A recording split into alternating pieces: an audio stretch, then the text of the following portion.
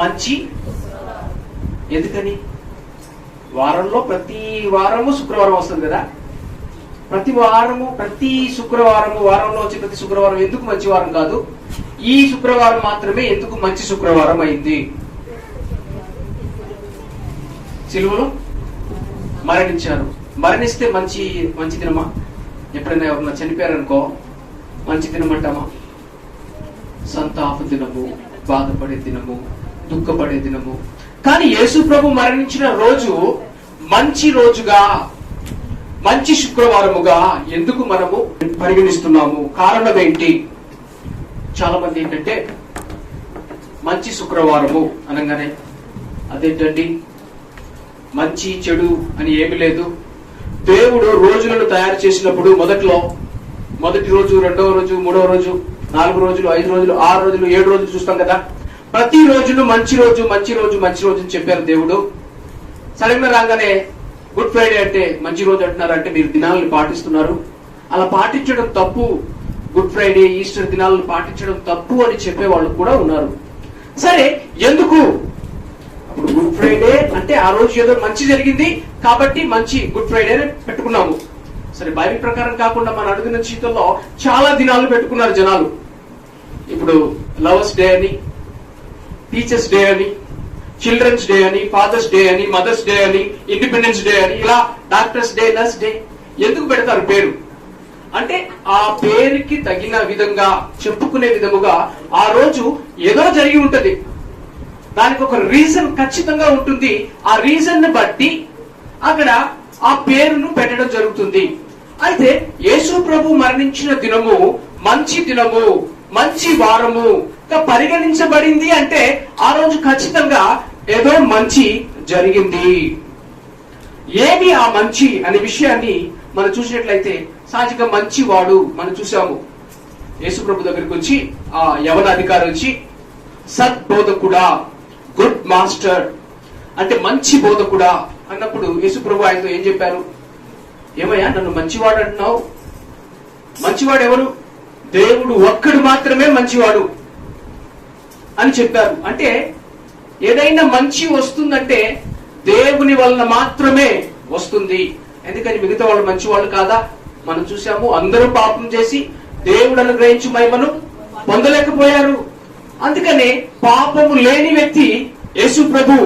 సరే, యేసు ప్రభు చనిపోయిన రోజు శుభ శుక్రవారము లేకపోతే గుడ్ ఫ్రైడే, ఈ దినము పండుగ అందరికా మనకు మాత్రమేనా? అందరికంటే క్రైస్తవేతరులకు, హిందువులకు, ముస్లింలకు అందరికి పండుగనా? ఎందుకు? యేసుక్రీస్తు అందరికీ ప్రభు. సరే, యేసు ప్రభు జన్మించినప్పుడు ఏమని చెప్పారు దేవదూతలు? ప్రజలందరికీ కలగబోవు మహా సంతోషకరమైన వార్త. అంటే ఆయన జన్మించినప్పుడు చెప్పబడిన మాట ఏంటంటే ప్రజలందరికీ కలగబోవు మహా సంతోషకరమైన వార్త. అంటే ఆ వార్త ప్రజలందరికీ. ఆయన జన్మించింది ఎవరి కోసము? ప్రజలందరి కొరకు. మరణించింది ఎవరి కొరకు? అందరి కొరకు. కాబట్టి మంచిని అందరికీ ఆయన తీసుకొచ్చారు. పాపమునకు ప్రాయశ్చిత్తము జరిగిన రోజు శుభ శుక్రవారపు దినము. లేకపోతే ఈ పాపము, ఈ లోక పాపమును మోసిన రోజు, సర్వ మానవాళి పాపమునకై యేసు ప్రభు తన సొంత రక్తాన్ని చిందించిన రోజు. ఇంకో మాటలో చెప్పాలంటే మన పాపమునకై ఆయన బలియాగముగా, బలిగా మారిన రోజు. బలి అంటే నేను ఆల్రెడీ చెప్పాను కదా. బలి అంటే ఏం చెప్పాను? కొన్నిసార్లు క్లాస్ రూమ్ లో కానీ ఎక్కడన్నా ఎవరో తప్పు చేస్తారు. తప్పు చేసినోడు దొరకడు, వానికి బదులుగా ఇంకొకడు ఏమవుతాడు? నువ్వు చేసిన తప్పుకి వీడి బలి అయిపోయాడు అంటారు. బలి అంటే అర్థం ఏంటంటే ఒకరి కొరకు మరొకరు బలి అవడం. అంటే ఒకరు చేసిన తప్పును ఇంకొకరు అనుభవిస్తే అదే బలి. అయితే యేసు ప్రభు సిలువలో బలి అయ్యారు అంటే ఆయన ఏమైనా తప్పు చేశారా? ఆయన ఏమైనా పాపం చేశారంటే ఆయన ఏమి చేయలేదు. మరి ఎందుకు బలి అయ్యారు? మన కోసం. ఎందుకు? మన కోసం. తల్లిదండ్రులు కష్టపడుతున్నారంటే ఎవరి కోసం కష్టపడతారు? పిల్లల కోసం. ఎందుకు పిల్లల కోసం కష్టపడతారు? కన్నారు కాబట్టి ఖచ్చితంగా కన్నాము కదండి, తప్పదు. ఎలా అయినా వాళ్ళు మంచోళ్ళైనా చెడ్డోళ్ళైనా వారిని మేము భరించాలి, సహించాలి. కన్నారు కాబట్టి తల్లిదండ్రులు ఎలాగైతే భరించాలో అలాగే తన చేతులతో, తన రూపములో, తన పోలికలో దేవుడు చేసుకున్నారట. అప్పుడు ఆయనకే కదా బాధ. ఎవరికంటారో వాళ్ళకే కదా కష్టము. మిగతా దేవుళ్ళు దేవతలు అనబడిన వాళ్ళు ఈ ప్రపంచంలో చాలా మంది ఉన్నారు. అయితే మానవుడి పాపాన్ని ఆయనే ఎందుకు భరించాలంటే ఆయనే సృష్టించిన ఆయన, ఆయనే కన్న ఆయన, ఆయనే తండ్రి. కాబట్టి ఆయన భరించగా మానలేదు. సరే, మానవుడు ఏం తప్పు చేశాడు? మొదటి మానవుడు ఆదాము ఆజ్ఞను అతిక్రమించాడు, దేవుని మాటను అతిక్రమించాడు. ఆజ్ఞ అతిక్రమమే పాపము. సరే, పాపం చేస్తే పాపం వల్ల ఏమొచ్చింది? పాపం వల్ల మరణము, ఆత్మీయ మరణము, భయము, సిగ్గు, తర్వాత దిగంబరత్వము, మరణం వల్ల ప్రయాస. నువ్వు ప్రయాస పడతావు, కష్టపడతావు, చెమట ఓడుస్తావు. అంత మాత్రం కాదు, పాపం చేయడాన్ని బట్టి దాక్కున్నాడట భయంతో. అంటే మనిషి దేవునికి దూరమయ్యాడు. అయితే దేవునికి దూరమైన మనిషిని నువ్వు తప్పు చేశావు అంతే అని వదిలేశారా దేవుడు? మొదల్లో అప్పుడే ఒక జంతువును చర్మపు చొక్కలను చేసి ఇచ్చారని మనం చూస్తాము. అంటే తను ప్రేమించిన, సహజంగా తల్లిదండ్రులు ప్రేమించి తప్పు చేసినా కూడా పిల్లల్ని వాళ్ళకి ఏమేమి అవసరమో మర్చిపోరు. అలాగే యేసు ప్రభు మన జీవితంలో మొదటి మానవుడు తప్పు చేసినా కూడా మరచిపోకుండా ఆ మానవుడికి ఒక మాట చెప్పారు. స్త్రీ సంతానము వస్తుంది, నీ సంతాన తలను చిరుగ ద్రొక్కుతాడు. అంటే నీ సంతానం నుండే ఒక ఆయన వస్తాడు. తప్పు ఎవరైతే చేయించారో, పాపం ఎవరైతే చేయించారో, మిమ్మల్ని నా నుండి ఎవరైతే దూరం చేశారో, మీకును మాకును అడ్డుగా వచ్చే ఈ పాపాన్ని, ఆజ్ఞను అతిక్రమించే విధంగా ఎవరైతే చేశారో వాడి తలను చిరుగ ద్రొక్కే రోజు వస్తుంది అని ఆ రోజే దేవుడు ఒక వాగ్దానాన్ని చేశాడు. అయితే ఆ పాపం వల్ల మనిషి దోషిగా మారాడు, ఆ పాపం వల్ల మనిషి పాపిగా మారాడు. అయితే దేవుని ఉద్దేశం ఏంటి మనిషి పట్ల? తను పరిశుద్ధునిగా, నిర్దోషిగా ఉండాలనేది దేవుని యొక్క ఉద్దేశము. కానీ మనిషి ఏమో దోషిగా, పాపిగా మారిపోయాడు. అవునా? దేవుని ఉద్దేశమేనా తను పరిశుద్ధంగా ఉండాలని? ఎక్కడ చెప్తుంది బైబిల్లో? ఎఫెసీయులకు రాసిన పత్రిక 1వ అధ్యాయము 6-7 వచనాలు. ఎఫెసీయులకు రాసిన పత్రిక 1వ అధ్యాయము 6-7 వచనాలు.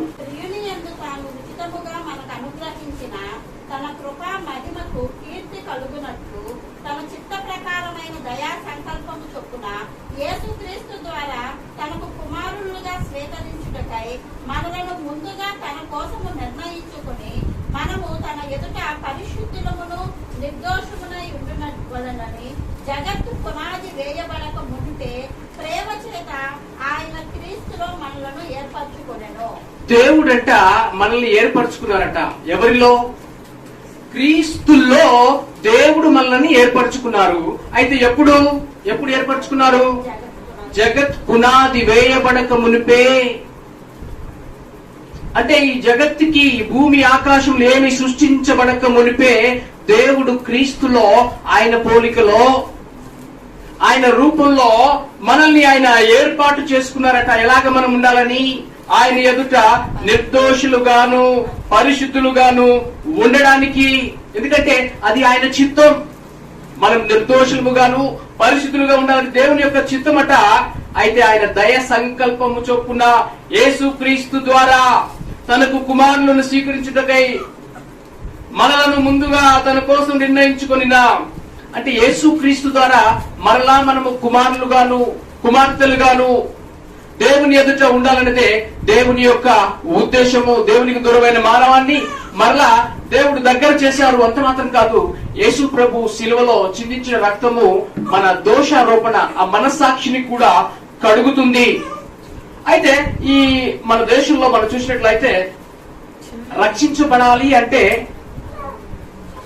పాపం పోవాలంటే ఏం కావాలి? పాపం పోవాలంటే రక్తం కావాలి. మన సామవేదము త్రాండ్రియ బ్రాహ్మణంలో ఉన్న ఆ శ్లోకాన్ని మనం చూసినట్లయితే ఏమని ఉంటుందంటే, సర్వ పాప పరిహారో రక్త ప్రోక్షణం అవశ్యం, తద్రక్తం పరమాత్మ పుణ్యదాన బలియాగం. సర్వ పాప పరిహారో రక్త ప్రోక్షణం అంటే సర్వము అందరి పాపములు పోవడానికి రక్తము ప్రోక్షించబడము అవసరము. అయితే తద్రక్తం పరమనాత్మ పుణ్యదాన బలియాగం. ఆ రక్తము పరిశుద్ధునిగా ఉండాలి, ఆ రక్తము సృష్టించిన సృష్టికర్తదై ఉండాలి అని మిగతా గ్రంథాల్లో కూడా రాయబడి ఉంది. అయితే పవిత్రుడు, ఏ పాపము లేని ఆయన, పాపము లేకుండా పరిశుద్ధంగా జన్మించిన యేసు ప్రభు తన రక్తమును శిలువలో చిందించడానికి గల కారణం ఏంటంటే దేవుని యొక్క చిత్తం, అది దేవుని యొక్క ప్రణాళిక, మనల్ని విడిపించడం. అది చాలా మంది ఏమనుకుంటారంటే, ఏంటంటే మీ దేవుడు తను తానే రక్షించుకోలేదు, మళ్ళీ రక్షిస్తారండి, ఆయన కొడుతుంటే ఏమనలేదు, తిడుతుంటే ఏమనలేదు, దేవుడైతే దేవుణ్ణి మనిషి చంపేస్తాడండి. సహజంగా మనిషిని తయారు చేసిన దేవుడు మనిషి ఆ దేవుణ్ణి చంపగలడా? అయితే దేవుని యొక్క చిత్తమట, దేవుని యొక్క ఉద్దేశము యేసు ప్రభు పట్ల ఏంటంటే, యెషయా గ్రంథము 53వ అధ్యాయం 10వ వచనం మనం చూసినట్లయితే, యెషయా గ్రంథము 53వ అధ్యాయము 10వ వచనం, అతని నలగొట్టుటకు యెహోవాకు ఇష్టమాయెను, ఆయన అతనికి వ్యాధి కలుగజేసెను, అతడు తను తానే అపరాధ పరిహార్థ బలిగా చేయగా అతని సంతానము చూచును, అతడు దీర్ఘాయుష్మంతుడగును, యెహోవా ఉద్దేశము అతని వలన సఫలమగును. దేవుని యొక్క ఉద్దేశము యేసు ప్రభు వలన సఫలమవుతుంది. అయితే యేసు ప్రభును నలగొట్టుట దేవునికి ఇష్టమట. ఎందుకని? దేవుడు ఎంతో ప్రేమించారు ఈ లోకాన్ని, లోకమును ఎంతో ప్రేమించి తన అద్వితీయ కుమారుణ్ణి మన కొరకు ఇచ్చారు, మనం నశించిపోకుండా నిత్య జీవమును పొందుకోవడానికి క్రీస్తు ప్రభు ద్వారా. అందుకని ఒక మాట రాయబడి ఉంటుంది, రోమీయులకు రాసిన పత్రిక 8వ అధ్యాయము 32వ వచనం. రోమీయులకు రాసిన పత్రిక 8వ అధ్యాయం 32వ వచనం. తన సొంత కుమారుని అనుగ్రహించుటకు వెనుక తీయక మన అందరి కొరకు ఆయనను అప్పగించిన వాడు ఆయనతో పాటు సమస్తమును మనకెందుకు అనుగ్రహింపడు? తన సొంత కుమారుని అనుగ్రహించుటకు వెనుక తీయలేదు దేవుడు. నీ కొరకు, నా కొరకు తన సొంత కుమారుని అనుగ్రహించడానికి వెనుదీయలేదంట. తెలుసు, కష్టమని తెలుసు, కానీ దేవుడే ఇష్టపడ్డాడు. అన్యాయపు తీర్పు తీర్చడానికి దేవుడే అనుమతించాడు. ఆయనే చెప్పారు, నా ప్రాణాన్ని నేనే పెడతాను, నేనే మళ్ళీ తీసుకుంటాను, నాకు అధికారం ఉంది అంటే వాలంటరీగా స్వతహాగా దేవుడే అప్పచెప్పుకున్నారు, నన్ను మీరు కొట్టండి. ఆయన దేవుడు, ఆయన తను తానే అప్పగించుకున్నారు. కాబట్టి సహజంగా అపవాది ఏం చేశాడు? రక్తము చిందించబడితే వీళ్ళందరూ ఆ రక్తము ద్వారా వారి పాపములు పోయి దేవుని కుమారులు, దేవుని కుమార్తెలుగా అవుతారు, నిత్య జీవం పరలోకానికి వెళ్ళిపోతారు. కాబట్టి చిన్నపిల్లడిగా ఉన్నప్పుడు చంపేస్తే ప్రాబ్లం లేదనుకున్నాడు. తర్వాత తను సేవకు ముందు రావడానికి ముందే శిఖరాన్ని తీసుకెళ్లి అక్కడి నుంచి తోసేస్తే, చంపేస్తే అయిపోతుంది అనుకున్నాడు. అప్పుడు అన్ని సమయాల్లో దేవుడు జాగ్రత్తగా ఉన్నారు. కానీ తండ్రి చిత్త నెరవేర్పు కొరకు, ఆయన ప్రణాళిక నెరవేర్పు కొరకు ఆయన తను తానే అప్పగించుకున్నారు. ఎందుకంటే యేసు ప్రభు చెప్పారు 10వ అధ్యాయము యోహాను సువార్త 10, 17, 18, నేను దాన్ని మరలా తీసుకొనున్నట్లు నా ప్రాణము పెట్టుచున్నాను, ఇందువల్లనే నా తండ్రి నన్ను ప్రేమించుచున్నాడు, ఎవడునూ నా ప్రాణము తీసుకొనడు, నా అంతటా నేనే దాన్ని పెట్టుచున్నాను, దాన్ని పెట్టుటకు నాకు అధికారము కలదు, దాన్ని తిరిగి తీసుకొనుటకును నాకు అధికారము కలదు, నా తండ్రి వలన ఈ ఆజ్ఞ పొందితిని అనేది. మనం చూస్తాం కదా, చాలా చేశారట. కొట్టారు, తిట్టారు, నిందించారు, అపహసించారు, వాళ్ళు చెయ్యగలిగినంత చేశారు. కానీ ఒకటి చేయలేకపోయారు. ప్రాణం తీయగలిగారా? నా ప్రాణం నేనే పెడతాను అంటే, అది కూడా యేసు ప్రభు చివరి మాట ఏమంటాడు? నా ప్రాణం నీకు అప్పగిస్తున్నాను అని స్వతహాగా తన ప్రాణాన్ని తండ్రి చేతికి ఆయనే అప్పగించుకున్నాడు. ఎవరు ప్రాణాన్ని తీయలేకపోయారు. అంటే అన్ని చేసిన మనుషులు తన ప్రాణాన్ని మాత్రము ఏమి చేయలేకపోయారు. అయితే దేవుని యొక్క సంకల్పము అపోస్తుల కార్యములు 4వ అధ్యాయము 25 నుంచి 28వ వచనం మనం చూసినట్లయితే, అపోస్తుల కార్యములు 4వ అధ్యాయము 25 నుంచి 28. అన్యజనులు ఏలా అల్లరి చేసిరి, ప్రజలెందుకు వ్యర్థమైన ఆలోచనలు పెట్టుకొనిరి, ప్రభువు మీదను ఆయన క్రీస్తు మీదను భూరాజులు లేచిరి, అధికారులను ఏకముగా కూడుకొనిరి అని నీవు పరిశుద్ధాత్మ ద్వారా మా తండ్రియు నీ సేవకుడునైన దావీదు నోట పలికించితివి. ఏది జరగవలనని నీ హస్తమును నీ సంకల్పమును ముందు నిర్ణయించెనో వాటినన్నింటినీ చేయుటకై నీవు అభిషేకించిన నీ పరిశుద్ధ సేవకుడైన యేసునకు విరోధముగా హేరోదును పొంతి పిలాతును అన్యజనులతోనూ ఇశ్రాయేలు ప్రజలతోనూ ఈ పట్టణమందు నిజముగా కూడుకున్నది. ఇక్కడ మనం చూసినట్లయితే ఏవి జరగవలెనని నీ హస్తము నీ సంకల్పమును ముందు నిర్ణయించెనో, అంటే ఇవన్నీ జరగాలని దేవుడు ముందుగానే నిర్ణయించాడట. దేవుని యొక్క సంకల్పం అట. వాటన్నిటినీ చేయుటకై నీవు అభిషేకించిన నీ పరిశుద్ధ సేవకుడైన యేసునకు విరోధముగా హేరోదు పొంతి పిలాతు అన్యజనులతోనూ ఇశ్రాయేలు ప్రజలతోనూ ఈ పట్టణమందు నిజముగా కూడుకొనిరి. వారందరూ ఆ పట్టణంలో ఆ విధంగా కూడుకోవడానికి పెద్దలు అందరూ. కారణం ఏంటంటే దేవుని యొక్క సంకల్పమట. దేవుడే వాళ్ళకి పర్మిషన్ ఇచ్చారు. యేసుప్రభును కొట్టడానికి, యేసుప్రభును తిట్టడానికి పర్మిషన్ ఇచ్చారు కాబట్టి వాళ్ళు ఆ విధంగా చేయగలిగారు. కాబట్టి మనుషులు ఎవరో ఆయన్ని చంపారు, లేకపోతే వాళ్ళు చంపేశారు, వీళ్ళు చంపేశారు అనేది మనుషులు చెప్పే అంటే దేవుడి వాక్యం మనకు తెలియకపోతే మనం కూడా యేసుప్రభుని ఎవరో చంపేశారు అనుకుంటాం కదా. కానీ ఆయన స్వతహాగా తను తానే అప్పగించుకున్నాడు. అదే లూకా సువార్త 18వ అధ్యాయము 31 నుంచి 33లో మనం చూడవచ్చు. లూకా సువార్త ఆయన ముందే చెప్పారు ఈ విషయాన్ని. 18:31 నుంచి 33.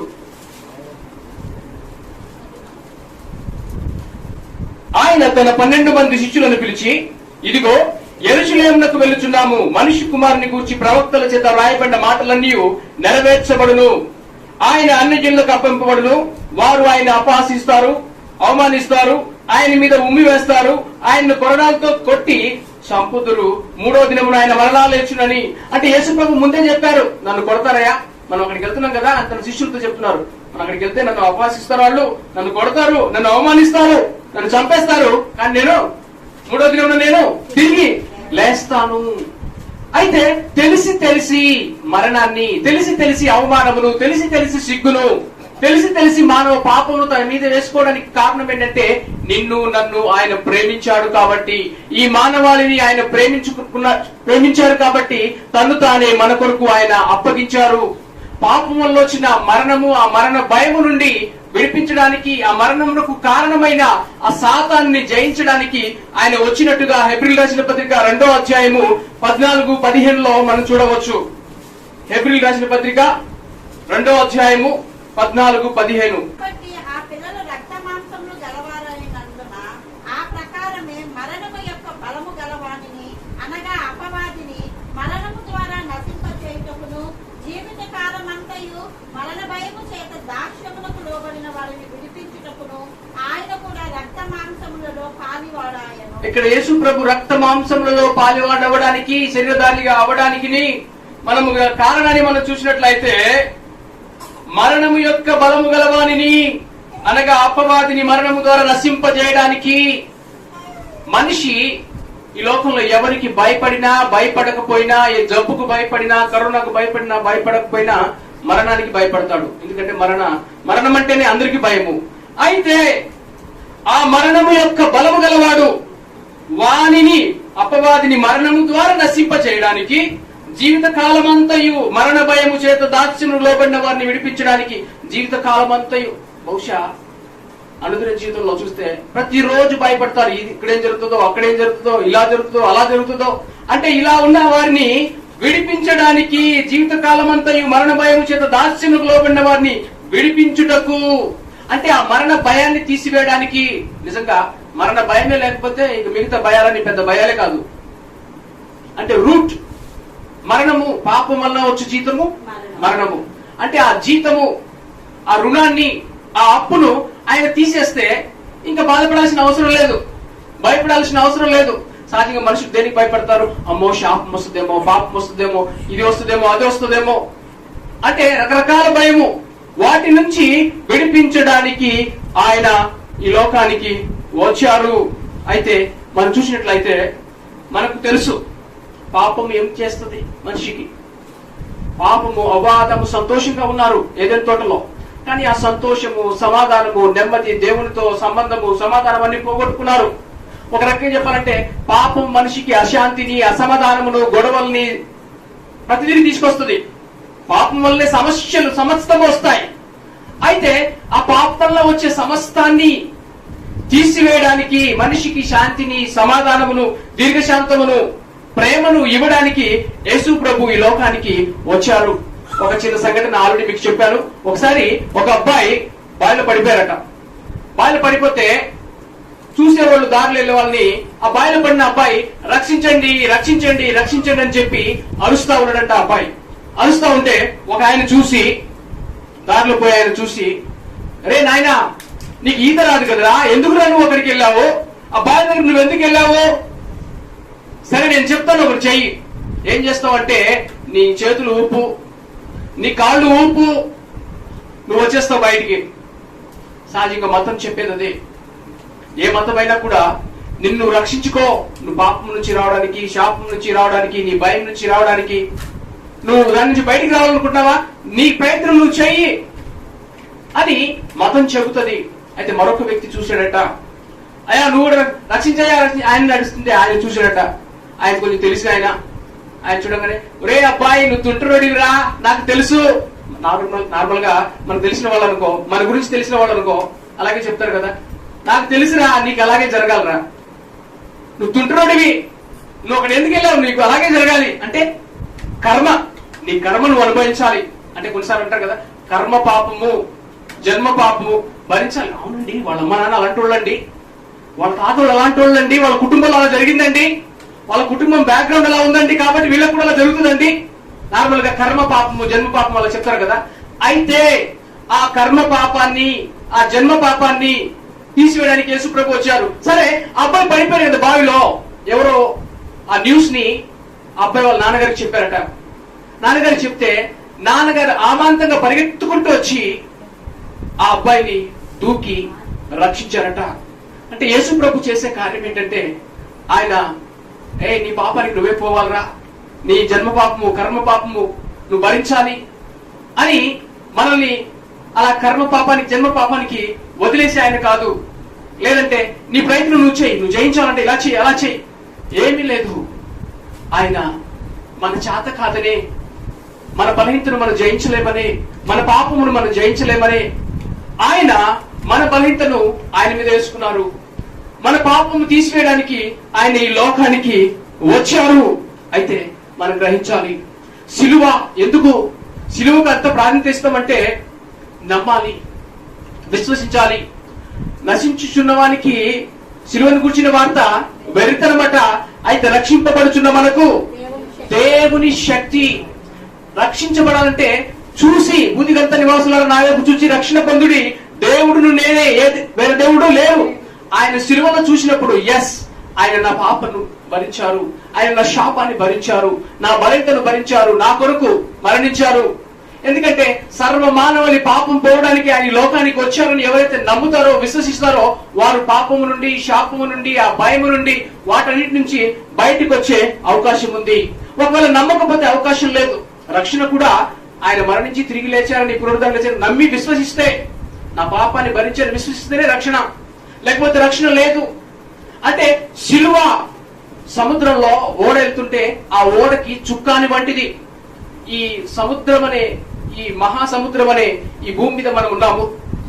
అయితే ఈ సముద్రంలో మనము అద్దరికి చేరాలంటే ఓడ, ఎవరి ఓడ ఎప్పుడు మునిగిపోతుందో, అద్దరికి వెళ్తుందో లేదో అన్న అనుమానం అవసరం లేదు. ఆ ఓడకి చుక్కాని ఉంటే, చుక్కాని ఉన్న ఓడ భయపడాల్సిన అవసరం లేదు, కంట్రోల్ చేసుకోవచ్చు. అలాగే సిలువ చుక్కాని వంటిది, మనకు దారిని చూపించేది, మళ్ళీ అద్దరికి చేర్చేది, మన పట్ల నిత్య ప్రణాళికైన నిత్య జీవమునకు పరలోకానికి తీసుకెళ్లేది సిలువ. మరొక భక్తుడు ఏమని చెప్పారంటే, సిలువట నాగలితో దున్నుతారు కదా, పొలాన్ని దున్నుతారు కదా, నాగలికి అది మునిపొల లాంటిది ఉంటది, కర్రు. అది పెడితే ఏమవుతుందంటే, ఆ కర్రు దున్నేటప్పుడు కఠినమైన నేల మృదువైన నేలగా మారుతుంది. అంటే సిలువను చూచే కొద్దీ కఠినమైన హృదయము, కఠినమైన మనసు, కోపము, క్రోధము, కోపంతో ఉన్న మనుషులు మృదువుగా మారుతారు. అంటే ప్రేమ, సంతోషం, సమాధానాన్ని వాళ్ళు కలిగి ఉండే అవకాశం ఉంది. కాబట్టి సిలువ వైపు చూచే కొద్దీ శిల సమానమైన మనసు కూడా కరిగి నీరుగా మారే అవకాశం ఉంది. మరొక మాటలో చెప్పాలంటే సిలువ ఎలాంటిదంటే, సిలువను ఎందుకు చూస్తాము అంటే, సిలువ ఒక లైట్ హౌస్ లాంటిది. లైట్ హౌస్ ఎందుకు పెడతారంటే ఫైండ్ అవుట్ చేయడానికి ఎక్కడున్నాము ఏంటని. సో మనం సిలువ వైపు చూసినప్పుడు మన స్థితిని, మన గతిని మనకు చక్కగా అర్థమయ్యే అవకాశం ఉంది.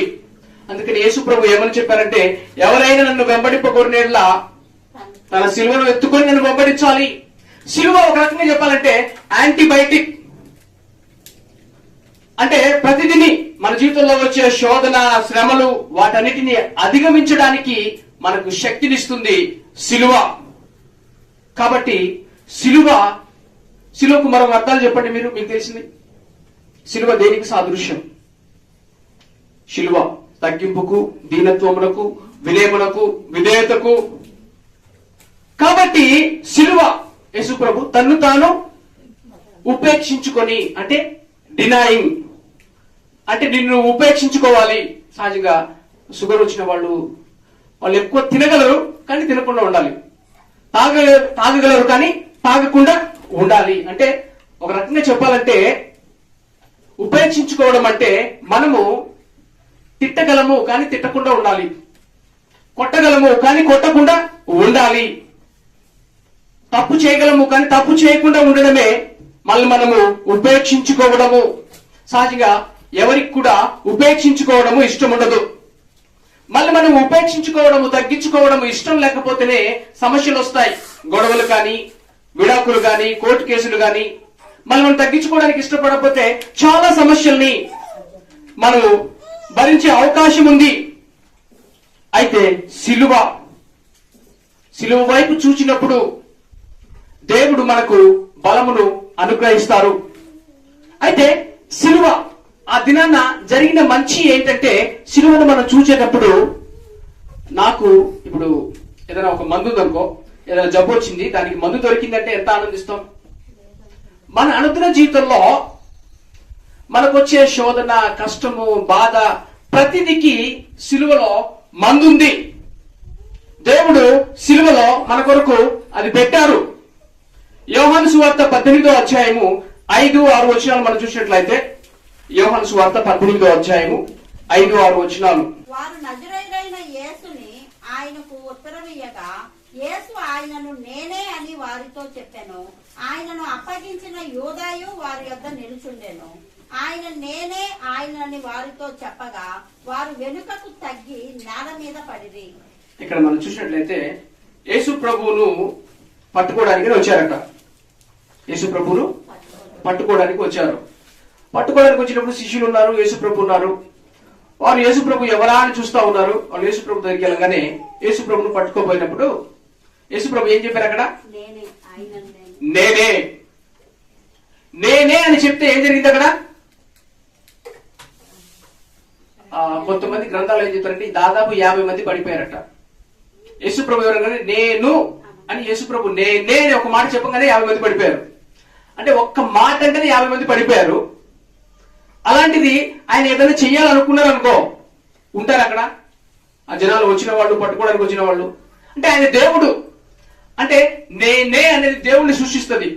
మీకు చెప్పాను కదా, నేనే జీవాహారమును, నేనే అన్న చోట నేనే మార్గమును, నేనే సత్యమును, నేనే జీవమును, నేనే ద్వారమును అంటే దేవునికి చెందిన మాట. అంటే ఒక దేవునిగా ఆయన నిలబడితే ఏ మనిషి కూడా ఆయన ముందు నిలబడలేరు.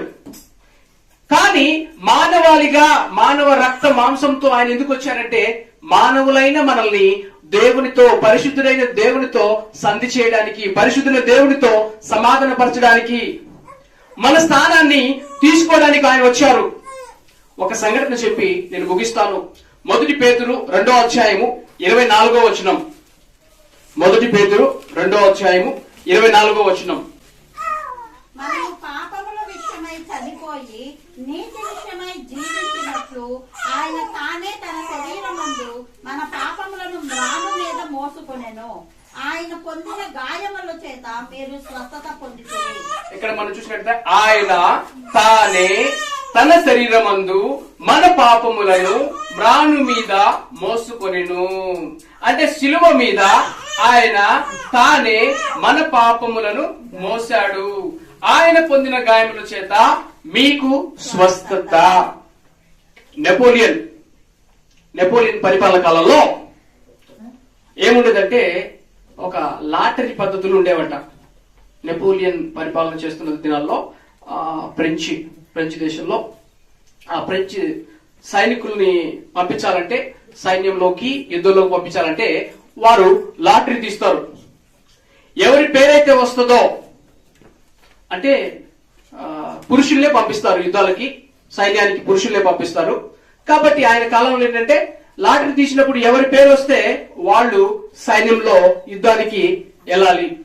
ఏదైనా ఒక ప్రత్యేక పరిస్థితి అయితే తప్ప, ఏదైనా అత్యవసర పరిస్థితి అయితే ఒకరికి బదులుగా మరొకరిని పంపిస్తారు తప్ప, ఖచ్చితంగా ఎవరి పేరున లాటరీ వస్తే వాళ్ళే వెళ్ళాలట. కాబట్టి ఒకసారి ఒక వ్యక్తి పేరు వచ్చిందట. లాటరీలో ఒక వ్యక్తి పేరు వస్తే ఆ వ్యక్తి వద్దకి అధికారులు వచ్చారట. నెపోలియన్ పంపిస్తే అధికారులు ఈ వ్యక్తి దగ్గరికి వచ్చారు. నీ పేరు వచ్చిందయ్యా, నువ్వు సైన్యంలో చేరాలి అని చెప్పినప్పుడు ఆయన ఒప్పుకోలేదట. నేను రాను, నేను సైన్యంలోకి యుద్ధం చేయడానికి నేను రాను అని తిరస్కరించాడట. ఎందుకయ్యా, ఎందుకు రానంటున్నావు? లాటరీ నీ పేరే వచ్చింది కాబట్టి నువ్వు రావాలి అని అంటే ఆయన చెప్పాడట, నేను రానయ్యా, నేను 2 సంవత్సరాల క్రితమే చనిపోయాను అని చెప్పాడట. నేను రాను, నేను 2 సంవత్సరాల క్రితమే చంపబడి తిని అని చెప్పాడట. ఏం చెప్తున్నావయ్యా నువ్వు? 2 సంవత్సరాల క్రితమే చచ్చిపోతే ఇప్పుడు ఎలా బతుకున్నావు?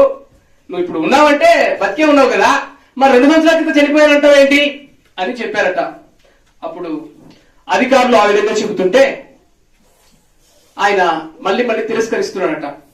నేను ఆల్రెడీ చనిపోయానయ్యా, నేను ఇప్పుడు రాను అని అంటే ఆ అధికారులు అనుకోనంటే పిచ్చోడా ఏంటి, బతికే ఉన్నాడు, ఇప్పుడు చనిపోయాడంటాడు 2 సంవత్సరాల క్రితమే, ఏమైంది అని చెప్పి అడుగుతుంటే, సార్ మీకు డౌట్ ఉంటే మీరు రికార్డులు వెళ్ళి చూసుకోండి సార్, రికార్డులో రాసి ఉంటది 2 సంవత్సరాల క్రితము నా పేరు ఉంటది, నా అడ్రస్ ఉంటది, నేను చనిపోయానని అక్కడ ఖచ్చితంగా రాయబడి ఉంటది అని చెప్పాడట. అదేలా సాధ్యమయ్యా, 2 సంవత్సరాల క్రితమే చనిపోయిన వాడు ఇప్పుడు నువ్వు బతికుండడము అని చెప్పి నిజంగా వాడు రికార్డులో చూశారట. తెచ్చి చూస్తే ఆయన పేరు ఉంది, ఆయన ఇంటి పేరు అన్ని చక్కగా ఉన్నాయట. అప్పుడు వాళ్ళకి అర్థం అవ్వలేదు, ఏమయ్యా నిజంగా నువ్వు 2 సంవత్సరాల క్రితమే చనిపోయాను రాసి పడింది కదా, నువ్వు ఇలా బతుకున్నావు, దాని కారణం ఏంటి? అప్పుడు ఆ వ్యక్తి చెప్పాడట, సార్ నాకు 2 సంవత్సరాల క్రితమే నేను సైన్యంలో చేరాలని, యుద్ధంలో చేరాలని నాకు లెటర్ వచ్చింది, నేను రావాల్సి వచ్చింది. అయితే నాకు పిల్లలు ఉన్నారు, కుటుంబం ఉంది, నాకు బాధ్యత ఉంది. అది తెలిసిన నా సహోదరుడు, నా స్నేహితుడు, నన్ను ప్రేమించిన నా స్నేహితుడు చూసి, ఒరే నాయనా, నీ పేరున లాటరీ వచ్చింది కరెక్టే, కానీ నీకు పెద్ద బాధ్యత ఉంది, కుటుంబాన్ని చూసుకునే బాధ్యత ఉంది. నాకేమి బాధ్యత లేదు, ఏం లేదు, నేను ఒంటరిగా ఉన్నాను, నేను పోయినా కూడా చనిపోయినా కూడా ఎవరు నా గురించి బాధపడే వాళ్ళు ఎవరు లేరు. కాబట్టి నువ్వు వెళ్ళమాక, నీ పేరు మీద, నీ అడ్రస్ మీద నేను వెళ్తాను, నీకు బదులుగా నేను వెళ్తాను అని చెప్పేసి ఆ స్నేహితుడు తనకు బదులుగా సైన్యంలో చేరాడు, యుద్ధంలో చేరాడు. ఆయన చనిపోయారు. ఆ విషయం తెలిసిన వెంటనే నెపోలియన్ గారికి ఏం అర్థం అవ్వలేదంట.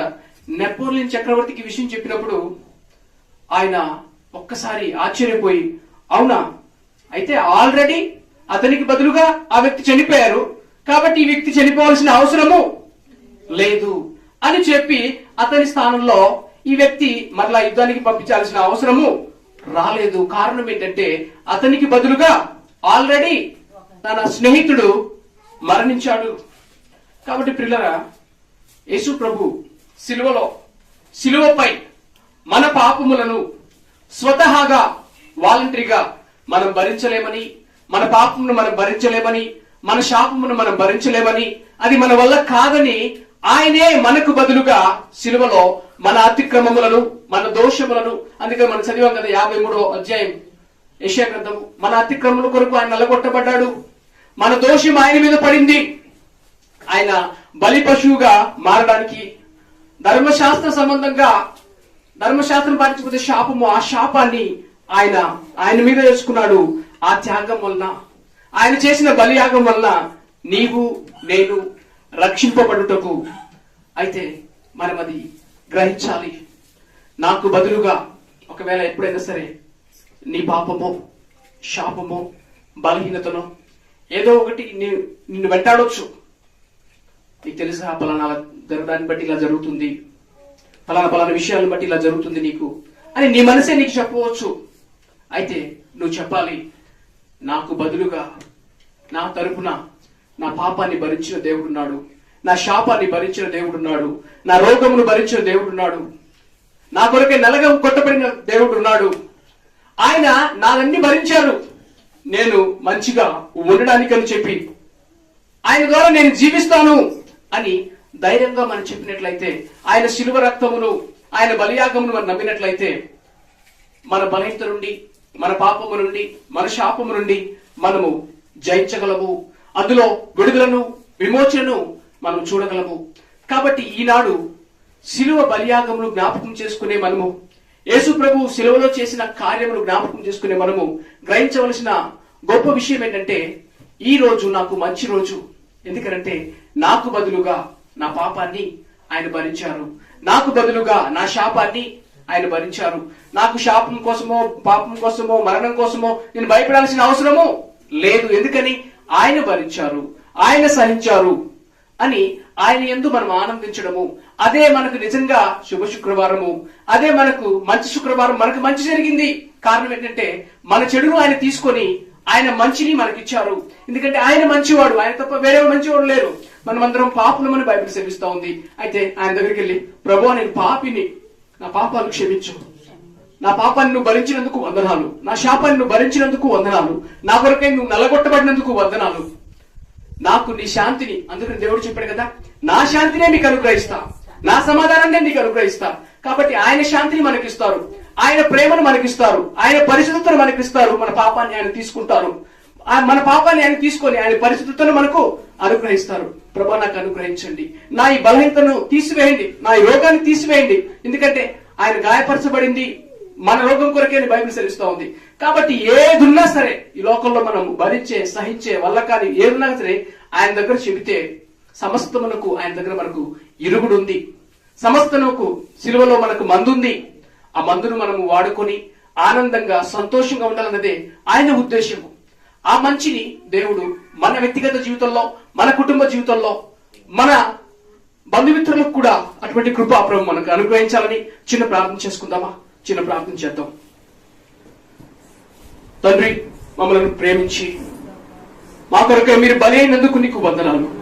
నీ బలియాగమును బట్టి, నీ శిలువ త్యాగమును బట్టి నాయన అనేకులు ఈరోజు శుభ శుక్రవారము, గుడ్ ఫ్రైడే అంటే అది కేవలం క్రైస్తవులకు మాత్రమే ఒక పండుగ అనుకుంటారు ప్రభు. కానీ సర్వ మానవాళి పాపము కొరకు మీరు బలి అయ్యారని, సర్వ మానవాళిని నిత్య నాశనము నుండి, నరకం నుండి విడిపించడానికి మిమ్మల్ని మీరే స్వతహాగా నాయన అప్పగించుకున్నారని గ్రహింపు లేనివారుగా ఉంటుండగా, నీ ప్రేమను పొందుకున్న మేము, నాయన నీ రక్షణ పొందుకున్న మేము, నీ యాగమును, బలియాగమును అర్థం చేసుకున్న మేము అందులో సంతోషిస్తూ, ఆనందిస్తూ మీరిచ్చే నిత్య జీవమును, మీరిచ్చే ఆ శాశ్వతమైన ఆనందాన్ని అనేకులకు పంచునట్లు మాకందరికీ మీరు సహాయం చేయమని, మమ్మల్ని మీరు దర్శించమని, మమ్మల్ని మీరు దీవిస్తారని నమ్ముచు యేసు నామమున అడుగుచున్నాను తండ్రి. ఆమేన్.